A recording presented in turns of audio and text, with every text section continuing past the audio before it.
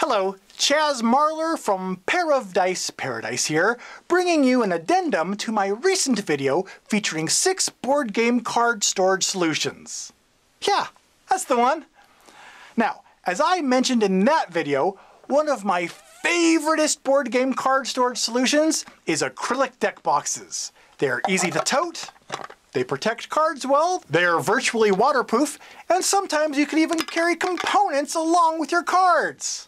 Oh, thank you, acrylic deck boxes. There's no way I could ever replace you. Well, now I've discovered a new brand of deck boxes that threatens to completely replace my beloved acrylic ones. Who is this new contender for my board game card storage affections? It's the Card Caddy from Narrows Hill Games.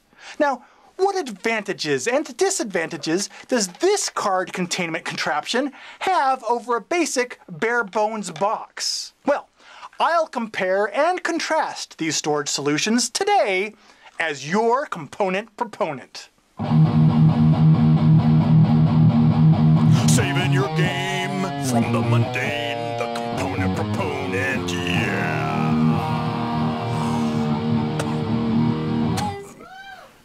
Alright, let's kick off our comparison with a 5-point checklist of features and benefits offered by these two card storage solutions and see how they compare to each other. But before we do, I want to offer full disclosure on something.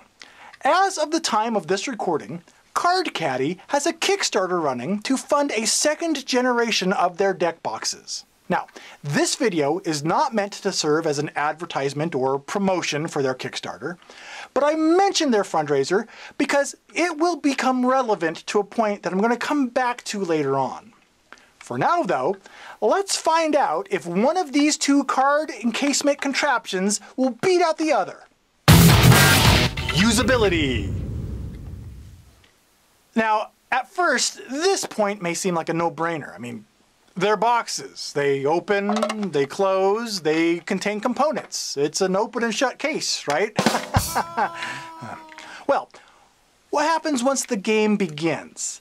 A primary feature of the Card Caddy is that it serves as a card holder while you play.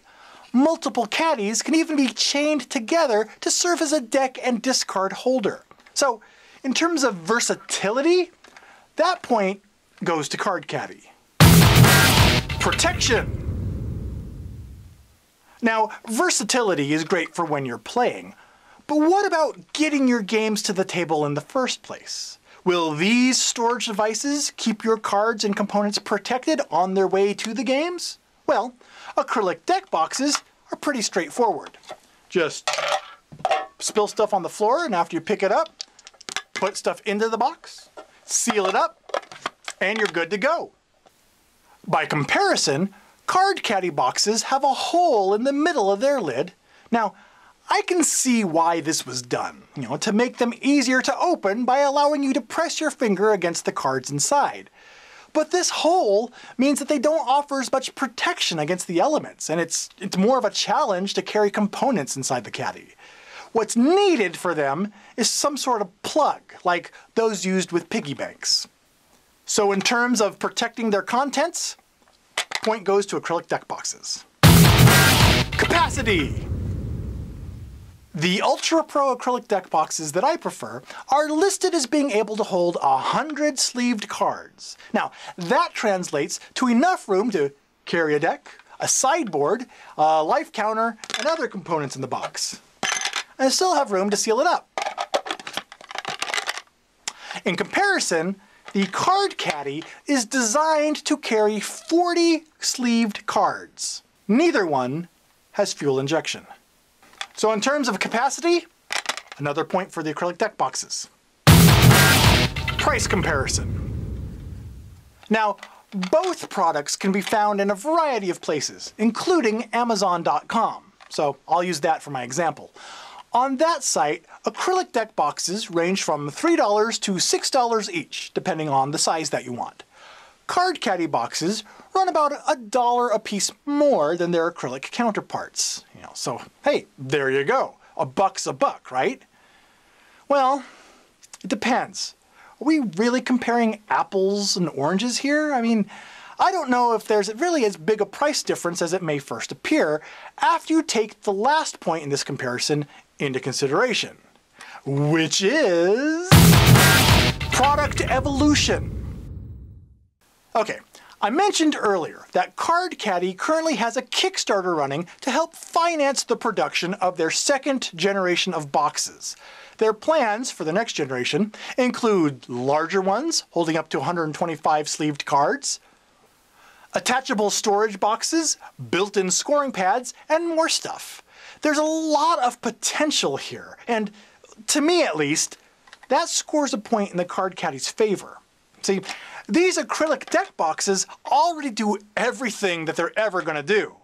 And that's fine, but looking at the Card Caddy's prototypes, I get the impression that this product is being produced by a gamer that wants to continue inventing and evolving their product to better help gamers. So, while this first wave of the Card Caddy is a decent little box, the potential of their next versions really intrigue me.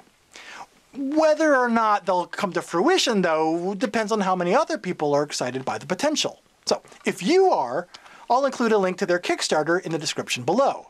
Now, their Kickstarter runs until February 11th, 2016, so the end of it's coming up real soon. Now, I hope that this time next year I'll be reviewing the next generation of Card Caddies, but time will tell. Final thoughts. All right, in summary, I think that the primary difference between the two storage solutions is their versatility. I feel that the Card Caddy is a premium item. Comes at a slightly higher price point, but it was designed with special features in mind specifically for gamers. Now, while I don't think that the Card Caddy will completely replace acrylic deck boxes for me, in just testing the sample one, I've already determined that there are some games and situations that I will definitely seek them out for. Now, I don't think that either of these deck boxes is inherently better than the other. I mean, if Card Caddy's second generation of boxes does go into production, then that may change. But for now, I think you can't go wrong with whichever one of these card containment solutions that you choose. It really just depends on the amount of cards and components that you want to hold, and whether the game can benefit from the extra features that the Card Caddy has to offer. So there you go. Now, thank you for watching this component comparison. Do you have a board game component that's worth talking about? If so, contact me at components@pairofdiceparadise.com, and perhaps I could discuss them on an upcoming episode.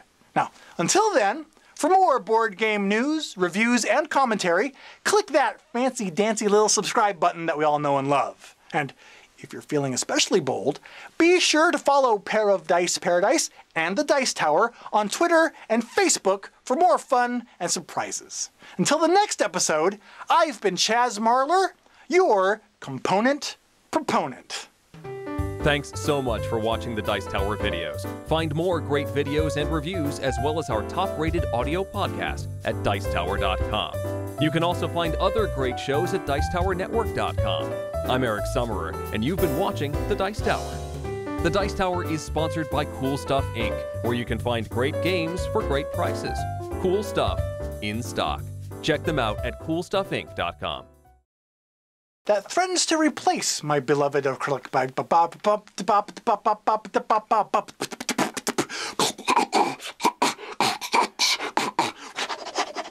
Component, proponent. Oh.